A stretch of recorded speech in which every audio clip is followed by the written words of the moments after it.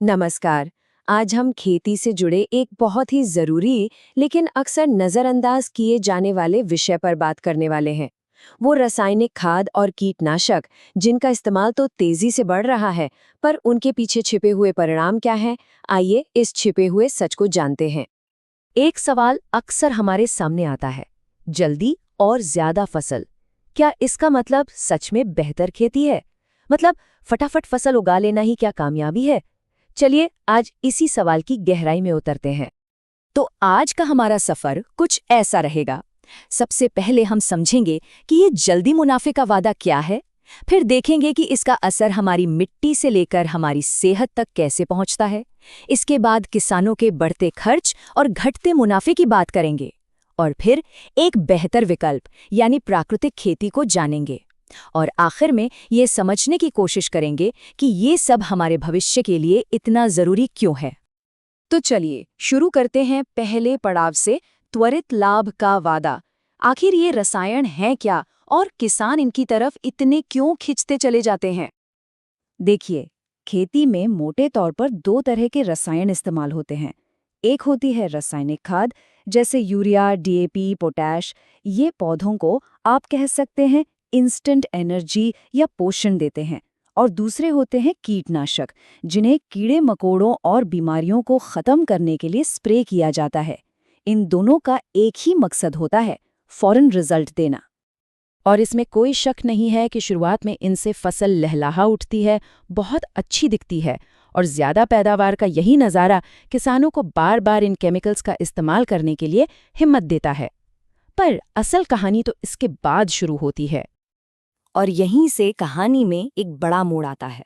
ये जो शुरुआती फायदा है ना, ये धीरे धीरे नुकसान की एक ऐसी चेन बनाता है जिसे हम देख नहीं पाते।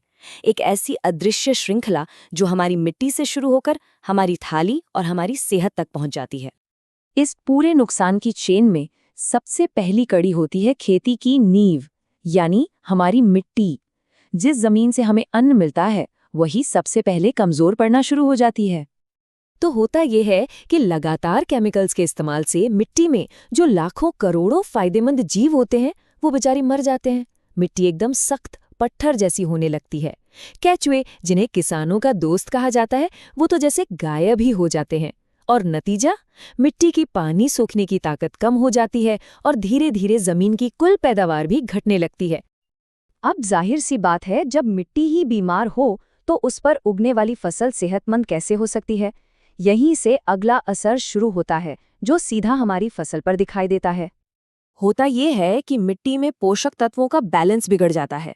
यूरिया जैसी खाद से नाइट्रोजन तो खूब बढ़ जाता है, लेकिन जिंक और आयरन जैसे जरूरी तत्व कम हो जाते हैं।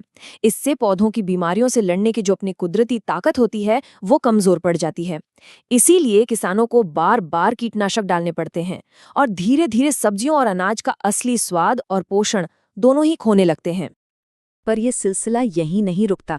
मिट्टी और फसल के बाद इसका अंतिम और शायद सबसे खतरनाक असर पड़ता है हम इंसानों पर और हमारे पूरे पर्यावरण पर।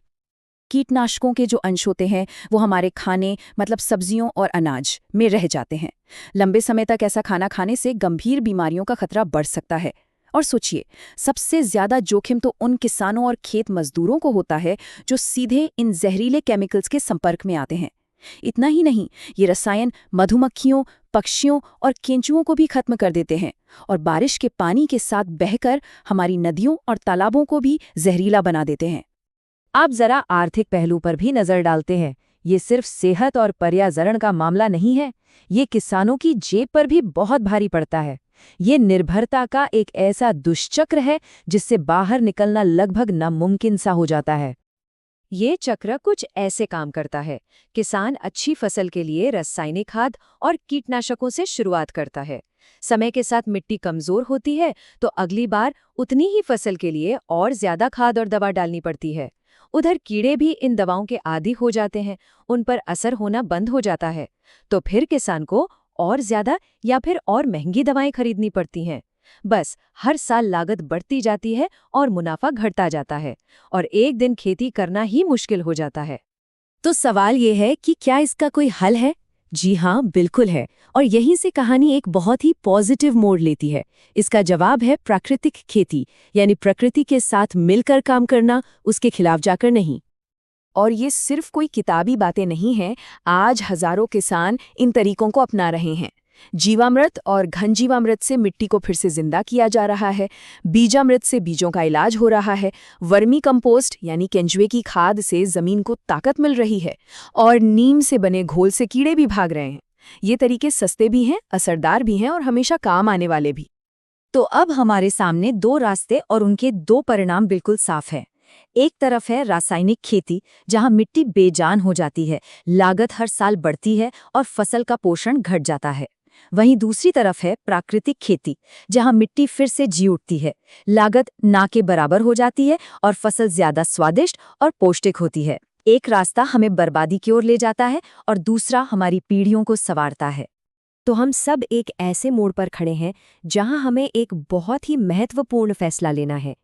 ये चुनाव सिर्फ खेती का एक तरीका चुनने का नहीं है, बल्कि ये हमारे अपने भविष्य को चुनने का फैसला है। जैसा कि कहा भी गया है, रासायनिक खाद और कीटनाशकों का अंधाधुंध उपयोग हमारी मिट्टी, हमारी सेहत और हमारे पर्यावरण, इन तीनों के लिए नुकसानदायक है। ये एक सीधी और सच्ची चेतावनी है जिसे हम नजरअंदाज नहीं कर सकते। बात बहुत सीधी सी है। आज हम जो चुनेंगे वही कल हमारी आने वाली पीढ़ियों की विरासत बनेगा। अगर हम एक संतुलित और प्राकृतिक खेती का रास्ता चुनते हैं, तो हम एक सेहतमंद भविष्य की नींव रखते हैं। तो अंत में बस एक सवाल है जो हम सभी को खुद से पूछना चाहिए। हम अपनी आने वाली पीढ़ियों के लिए कैसी जमीन छोड़कर जाना चाहते हैं? एक बंजर और जहरीली, या एक उपजाऊ और जिंदा जमीन? फैसला हमारा है।